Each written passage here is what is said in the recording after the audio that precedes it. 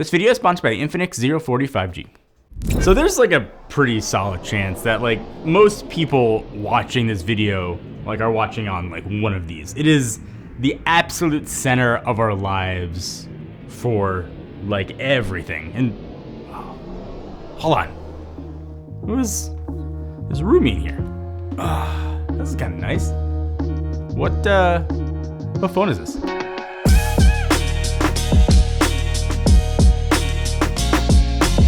All right, so this is the Infinix. The who?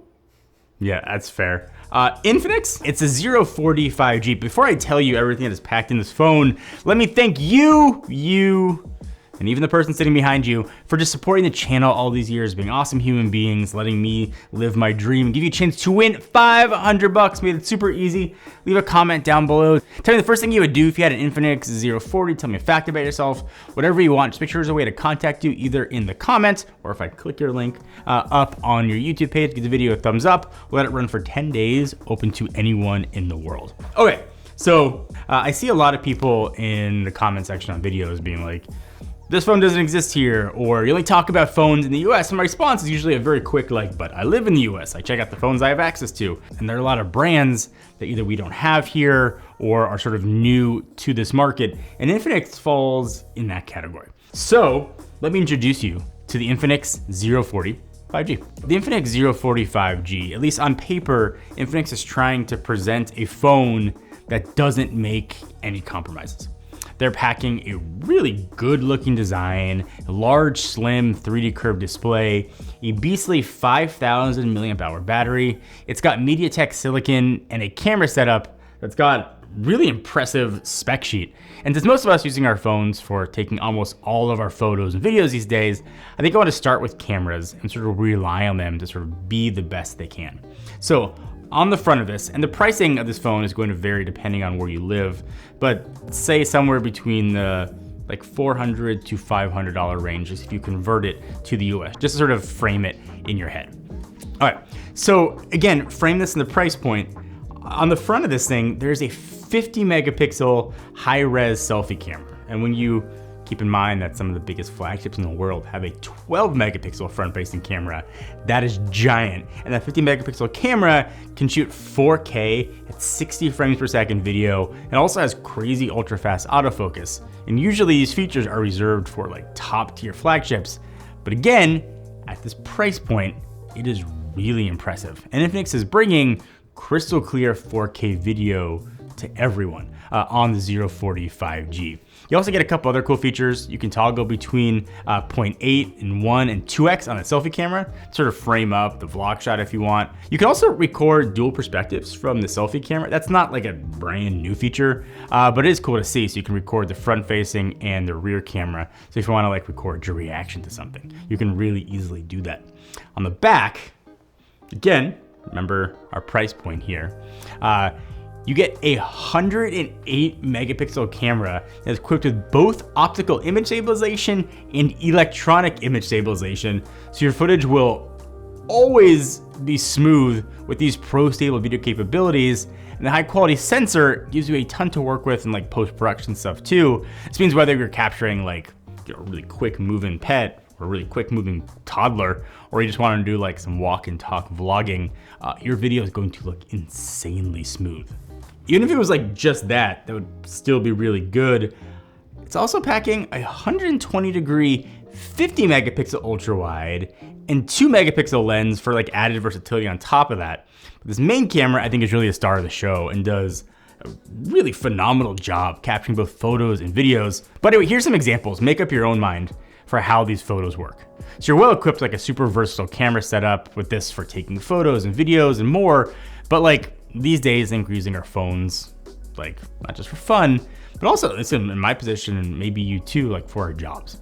Like here at the studio, we really often use smartphones to quickly and easily capture shots would otherwise be able to get. And we're getting to the point where we can easily like replace our really heavy and expensive camera gear with something like this. We're not really losing any discernible quality. With the Infinix Zero 5G, I don't necessarily need a bag of cameras and lenses. I've got mostly what I need to capture photos and videos edit them, and then send them off to post on like YouTube, TikTok, Instagram, all that stuff. So that's a lot of cool features in here. But something that we've seen before. One that I have not seen before, at least, is a crazy deep integration with GoPro cameras. Infinix and GoPro is like teamed up, partnered, shook hands, to make your GoPro camera quickly and easily connect to this phone. So you use it to make adjustments, or even use it as a monitor with like no other app required. It works instantly. Again, never seen this before, including the ability to adjust like the intensity of like the flash taking a photo. It is a really cool integration if you use GoPros a lot. It's really awesome to have. There's some other really slick software features built in as well that you like use the phone as a pro level camera. So like, for example, you can use like voice commands or gestures to control the camera wirelessly, which is, I guess, handy if you're like a solo creator.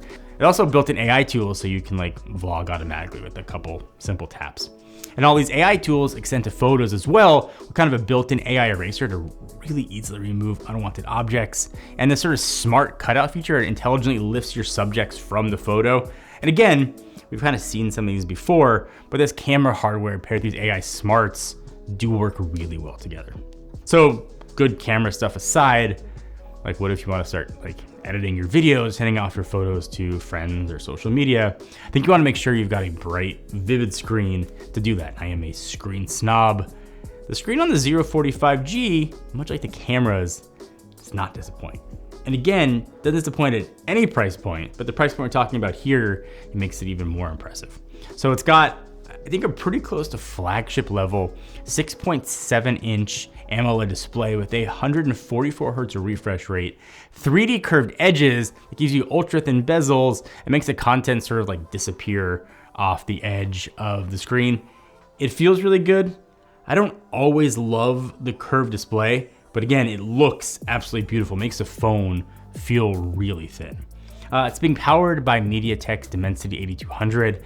It's got 24 gigabytes of RAM and a 5,000 mAh battery, so like there's a lot of power. It also supports 20 watt wireless charging or 45 watt wired charging, so if you want to top it off, you can get like 60% in about 25 minutes. It also reverse charge at 10 watts if you want as well.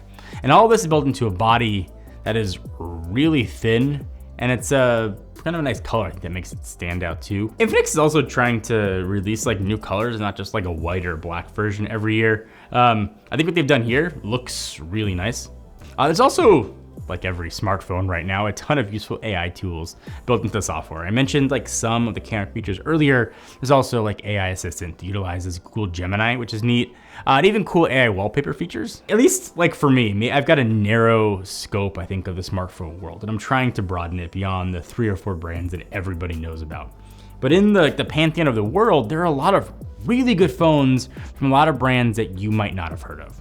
And Infinix very clearly falls in that category. What they did with the Zero 45G was build a really good phone that would probably stand on its own at any price point. But at the price point it's at, with the camera spec it's got, with the AI integration, the screen that it's rocking, you have a really solid package. Ordinarily, even a few years ago, would be a $1,500, $1,600 phone. If you're in the market for a phone, and you live where Infinix is available, you should at the very least check out what they're doing with the Zero 45G. And if you do want to, we'll put a link to it down below.